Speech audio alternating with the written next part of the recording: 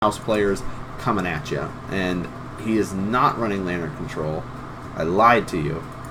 It's Jeskai. There we go. Jeskai Control versus Hollow One. Getting things going for round... It says round 2 because this is week 2 of season 8.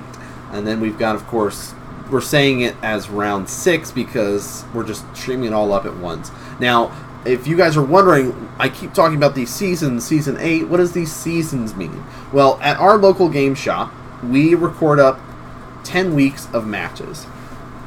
After a 10-week long season, the players who have had the best season, right, who's ever got the top 8 most points in that season, they go to battle it at a specific invitational.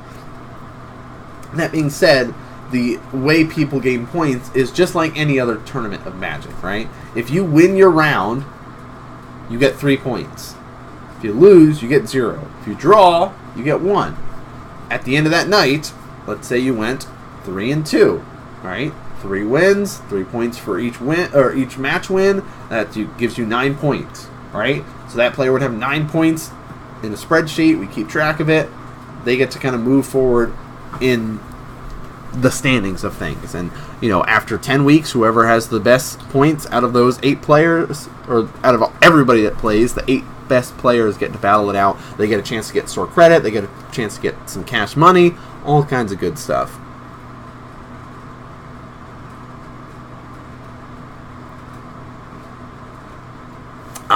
Okay, so what do you think is the best finisher for Jeskai Control right now? That's the deck I play right now. I was looking at other decks, mainly Tron, but I primarily want to focus on fully tuning the control deck. So there's a couple ways that you can look at it depending on the variance of Jeskai, right? You can go more tempo base, you can go more combo base, or you can just go straight up control base. You know, the control style of play, I think that you have to run a Jace in there. As much as I hate to say the pay-to-win sort of strategy, I think that running a Jace is kind of a good way to go about things, right?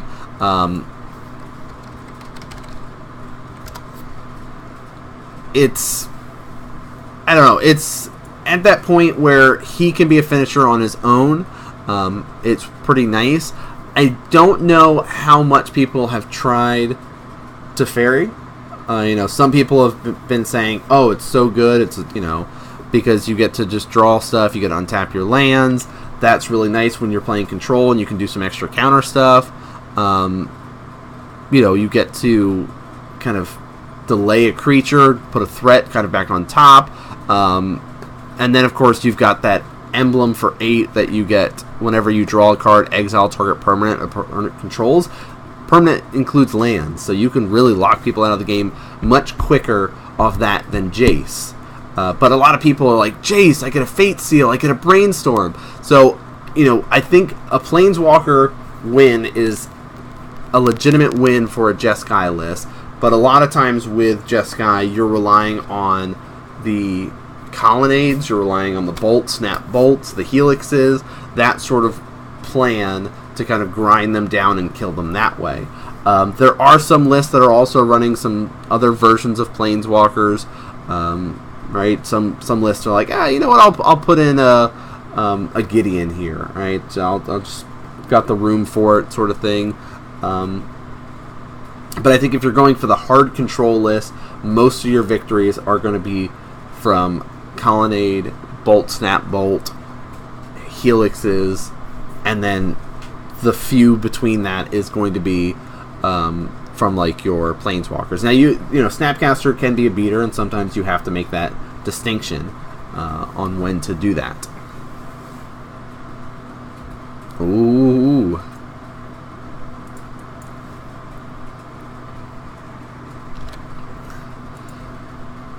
Goblin Lore coming out. He says, look at all these cards I'd like to draw. I'm going to draw 4. You can make me discard 3. And, oh, losing a Hollow One kind of sucks, but the other 2 are just, say, they're coming back. Right? Because oh, he's got a hollow one still in his hand. And he says, hey, I've discarded all these cards. I'm like to cast this hollow one, please. And he says, oh, here's my swamp.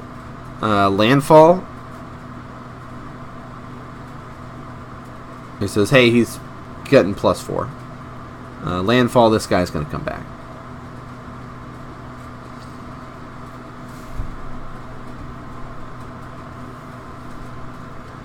He says, let's kill that off. Cool.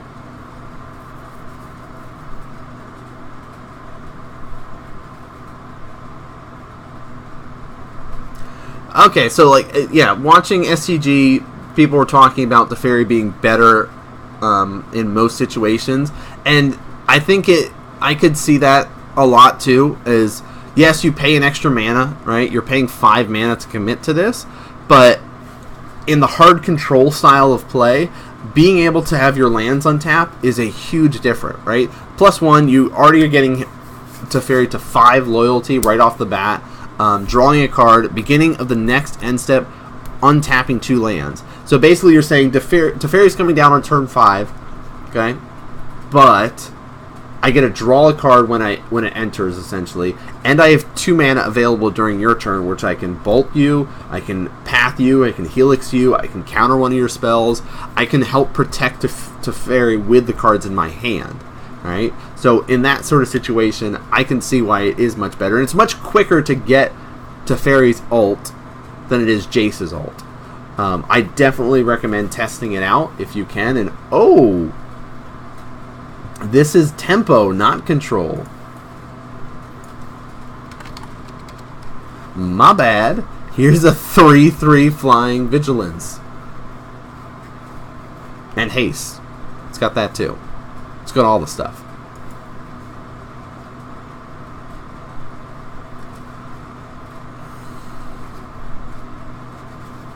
I mean, a lot of people think about Jason like, oh, he can do so much. He can unsummon, he can fate seal, he can brainstorm, right? But getting to that 12 is much harder. Ah, okay. What do you think about using both Teferi and Jace? I think you could try a combination of that.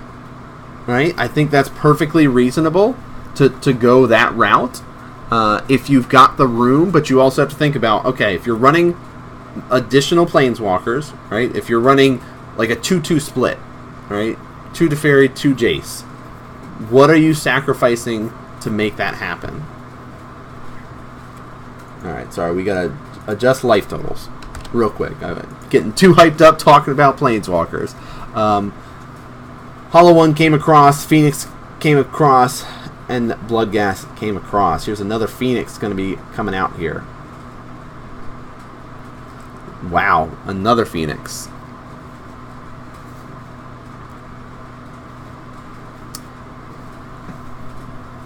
No problem, glad to help. That's a big part of what Modern Magic Mondays is all about, is making it an educational, entertaining stream. We love to have these discussions with you guys in chat about different deck ideas, what is might be the most optimal cards to run in a particular list.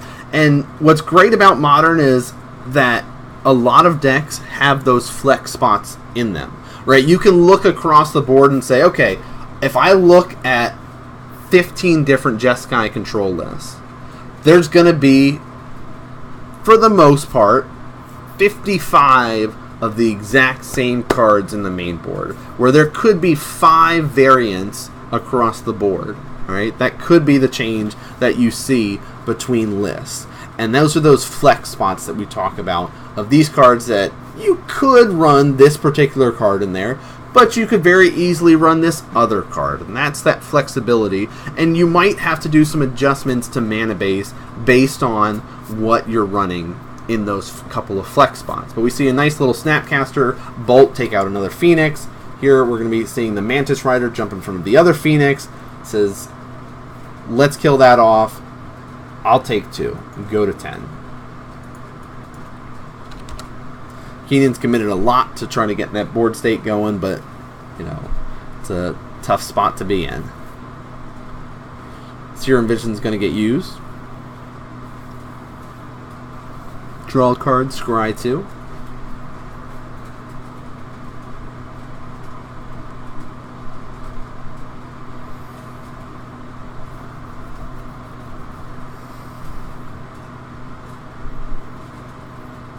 Looks like one of those was a land that he's going to be putting on the bottom.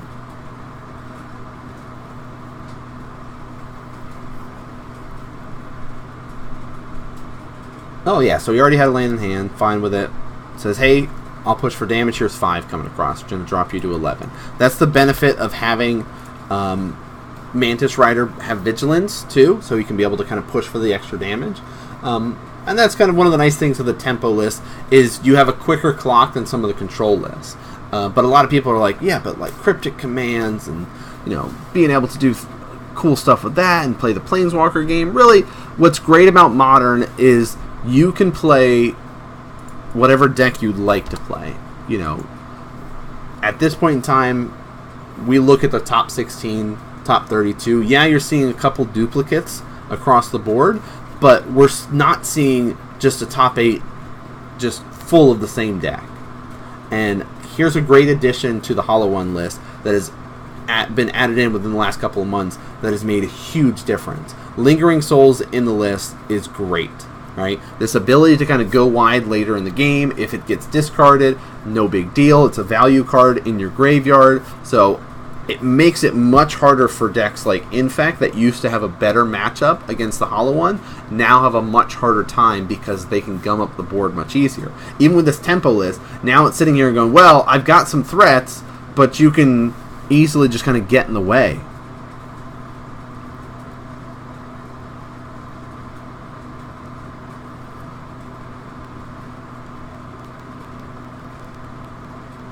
And he says, all right, here's 3.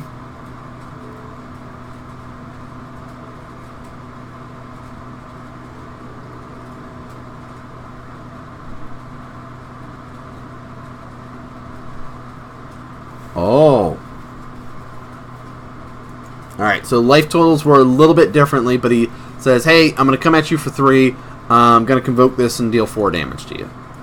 So life totals were slightly different, and that's because I just got a little distracted reading chat, which I apologize for. But Lyle takes game 1 with his Jeskai Temple, not Temple deck over the Hollow One from Keenan. Now, both of these players are staples in the Modern Magic Monday scene.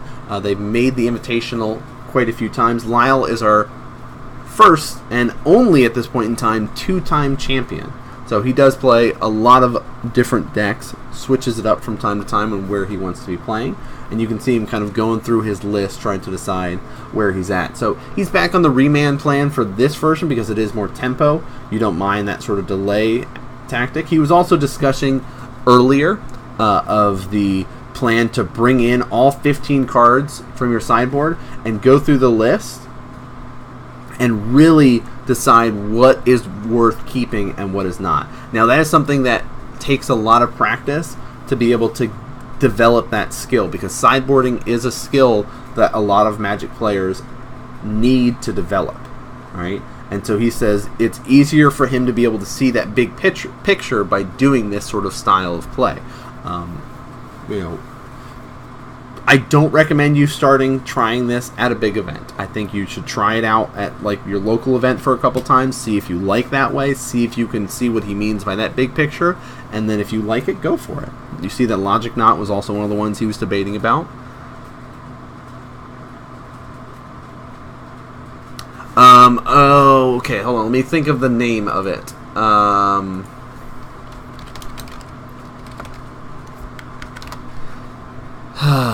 It is called Stoke the Flames.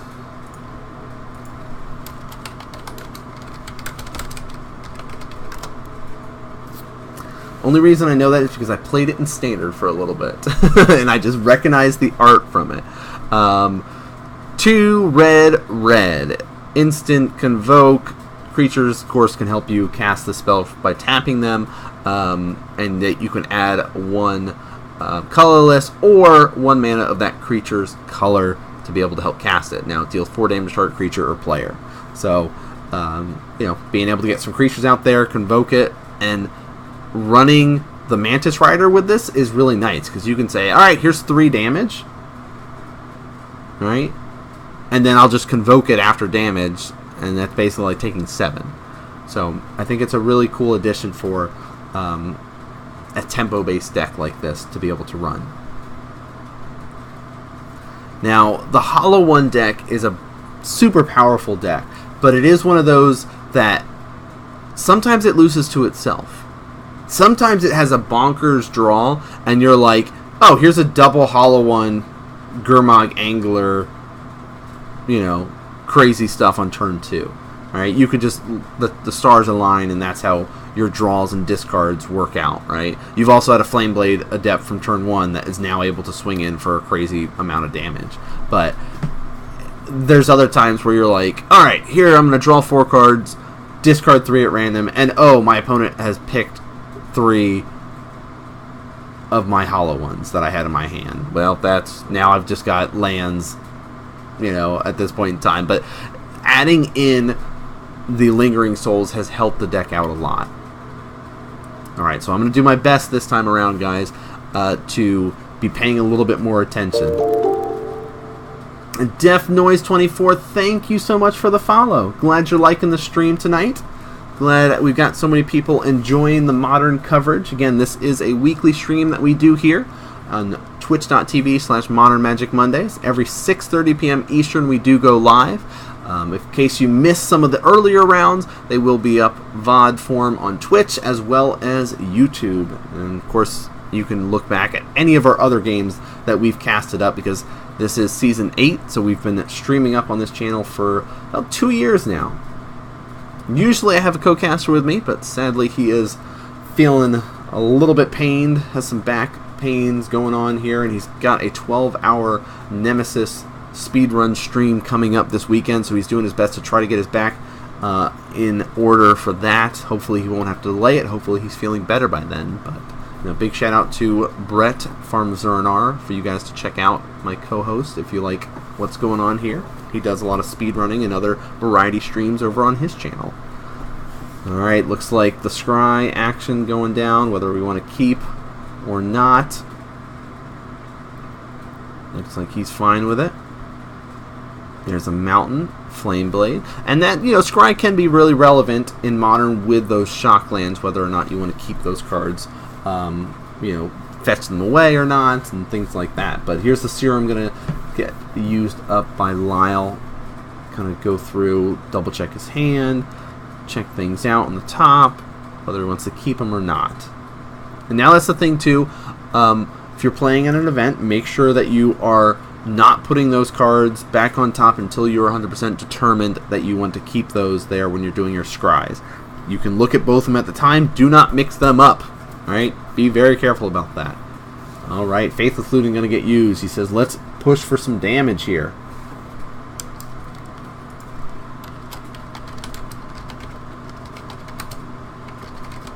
Throws 2 cards in the graveyard and cycles a Street Wraith. So already going to go to 18. But that's 3 cards that have been discarded here. So Flameblade is at least 4 power now. So if he can get another land out, he can get that Phoenix back from his graveyard.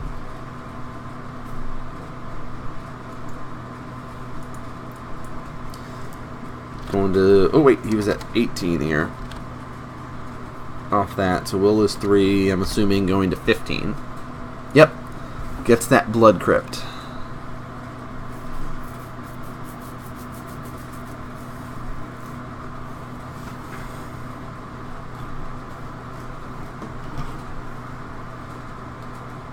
Says, hey, I'll pay this red. It's got haste, has to attack.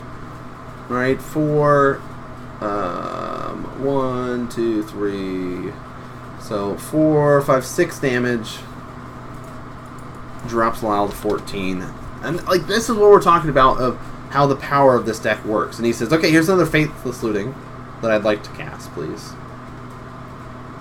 And these lands and stuff that he's drawing, he doesn't need all of them. It's not bad to keep at least one in those sort of situations where he might want to bring back some of his creatures, but if he's got a couple of other stuff, throwing the lands now can be beneficial.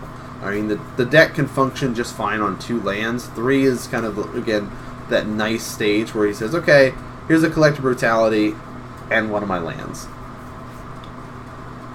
I'd like to move to combat. Here's a bolt going to come down, kill that.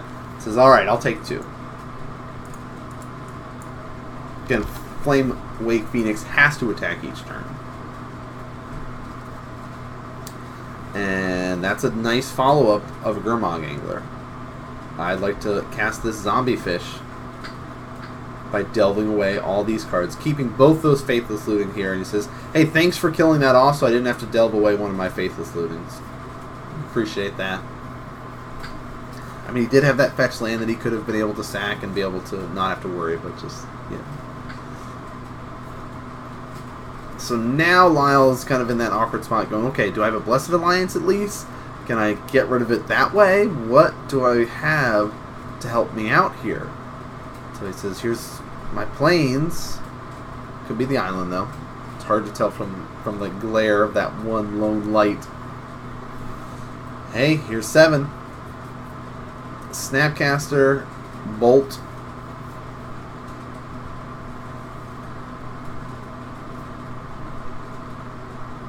And he says, yeah, I'll bolt that. So you may cast your bolt, kill that, but you're still going to take 5. Drops you to 7. And depending on what's his hand, I don't mind him casting that Flame Wake Phoenix now. Like, once he knows Lyle was completely tapped out kind of thing. Because if Lyle had, like, a path or something, it could really put the hurt on him. But I guess maybe just waiting a little bit. There's other ways for him to get the Flame Wake back.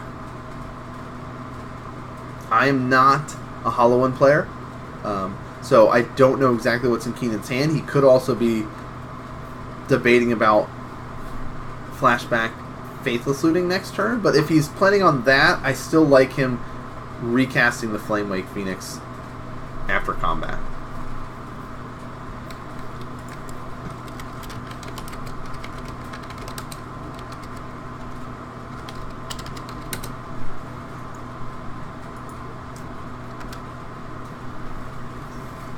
Here's the good old Mantis Rider.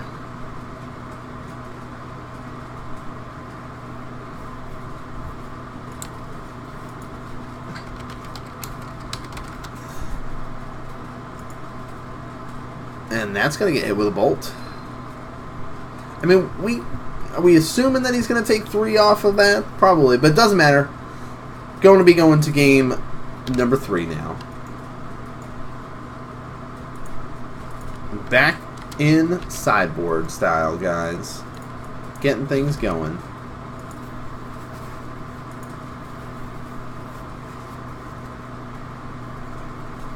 And that's the other thing, too, is, you know, if you have other options that you're noticing or you're finding dead cards between that game 2 and game 3, make sure you go back to the sideboard. You are more than able to sit there and readjust your deck another time. Like, you have that availability to say, you know what?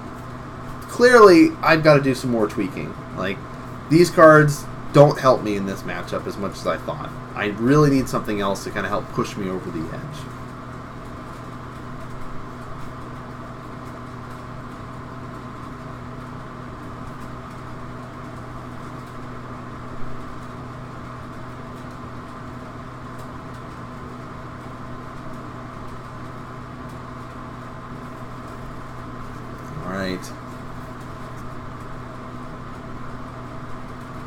Getting ready.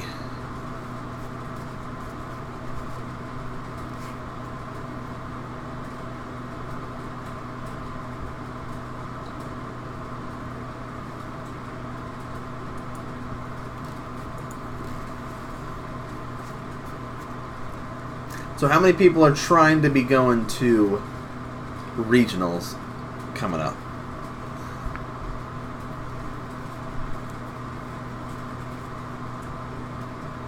A little bit of a drive for us, but we're still going to try to make the trip out to Baltimore, Maryland, and do that sort of fun shenanigans.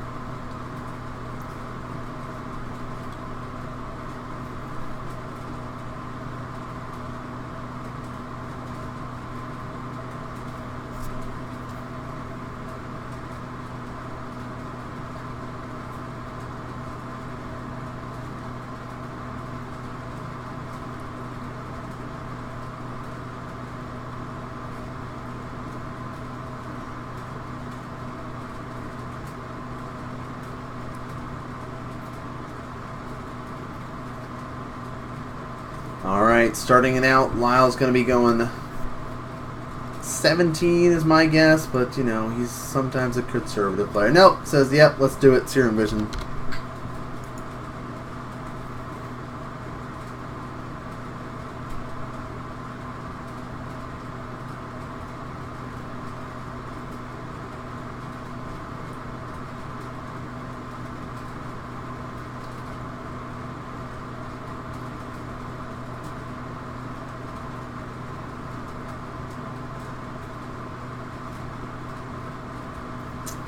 And Lyle's going to pass back after that.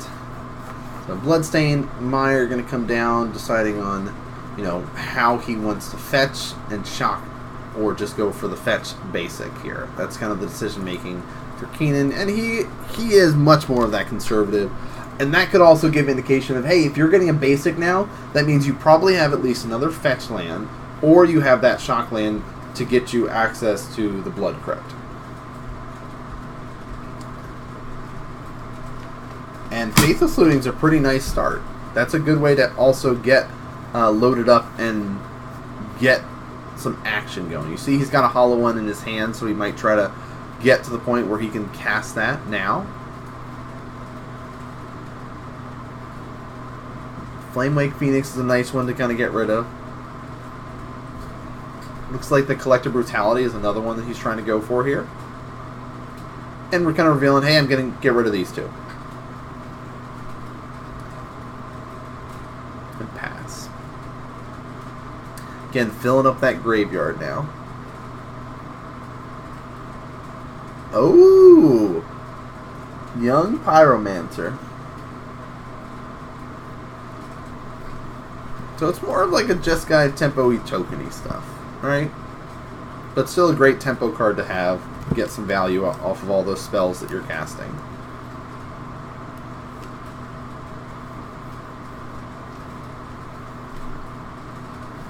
Here's another Faithless Looting, he says.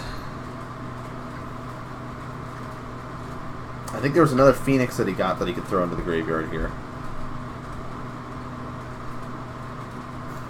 But again, he's in this, like, awkward spot where he's not quite able to cast another, not quite able to cast a Hollow One at this point. So fetching, gonna be shocking as well here. So he'll be dropping. Oh, still goes for the basic. So not shocking. So just going down to 18.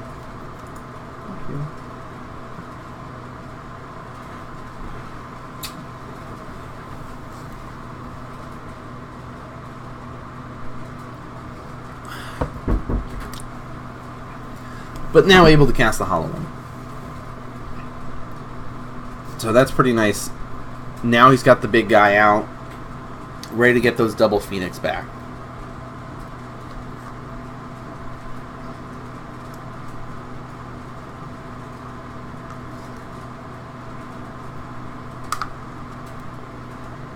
Shout out to my amazing wife for bringing me more water and a bowl of ice cream.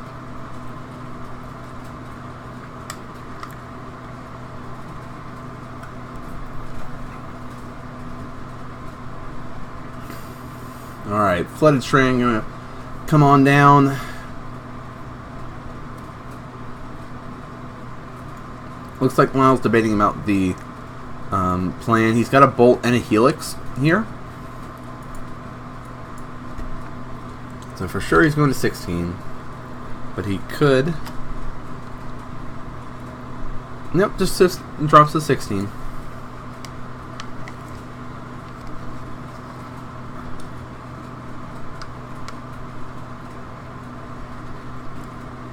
Hits the path. Gets a token, swings for 2. So it'll be 16 all. And Keenan's going to have to deal with this go wide strategy that Lyle's starting to assemble here.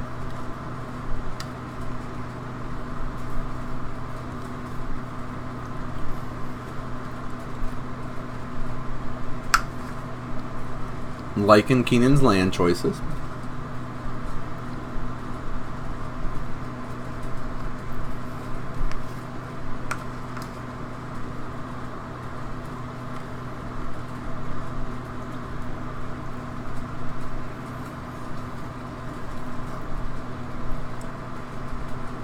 He says, I'd like to push this off a cliff, please.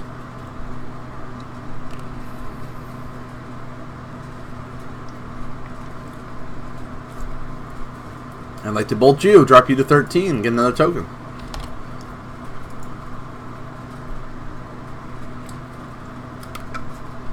Well, Keenan's just going down. Says I'll go to 11. Here's my zombie fish. Here's my double flame wake phoenix that I'll be able to cast.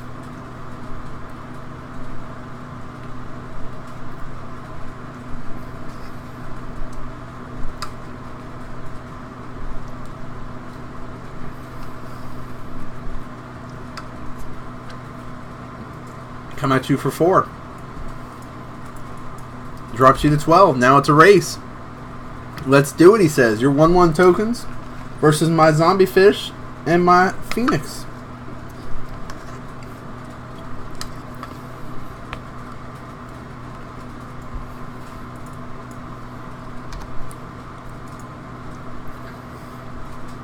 Mantis Rider comes down, flies right over the top of that zombie fish, deals 3 more damage.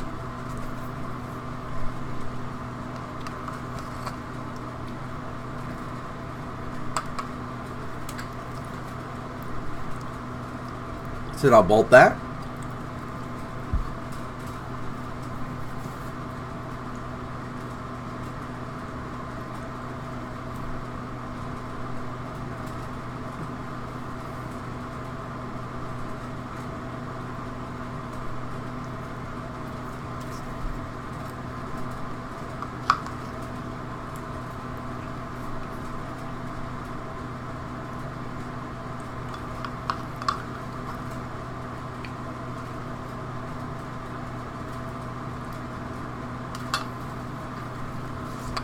One elemental will jump in the way super quick, but he will take 4.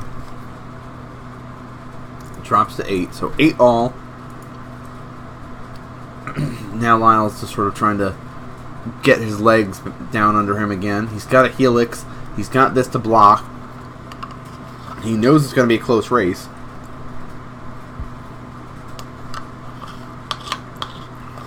He's essentially going to go to 7 here.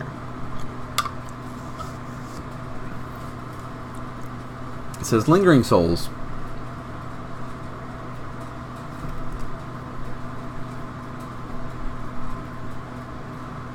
And I'll flash it back. Let's just fill the board. Let's go wide. He says jump in the way. Deal 4 damage. Let's helix that. These guys will trade. I'll basically gain a life here. Instead of losing 4, I'm going to gain 1 and go to 9. But I'm out of resources now. You've got a lot of stuff. Plays a land, passes.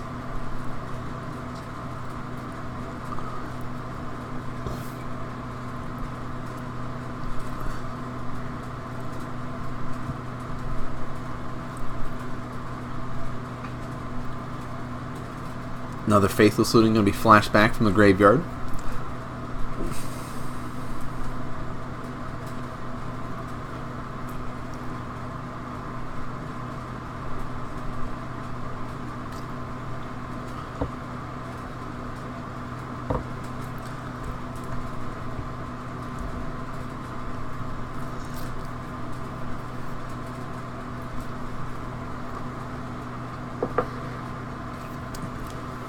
Like a land. Oh, let's just push for damage. Here's 8 points of damage.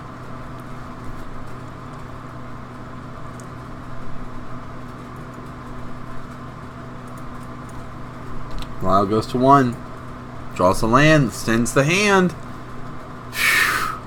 What a tough match.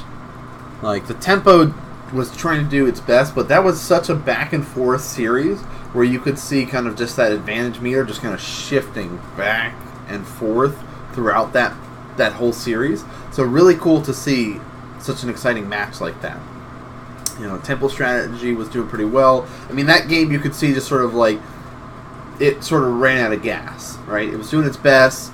Okay, here's a way to generate more creatures every time I'm playing a spell. Seems to be doing well. Alright, I'm doing okay with this.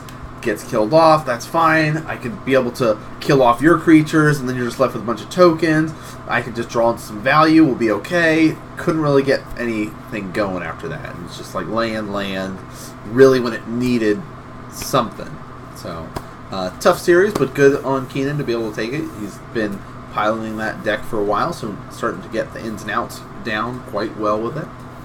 We do have one more match tonight, guys.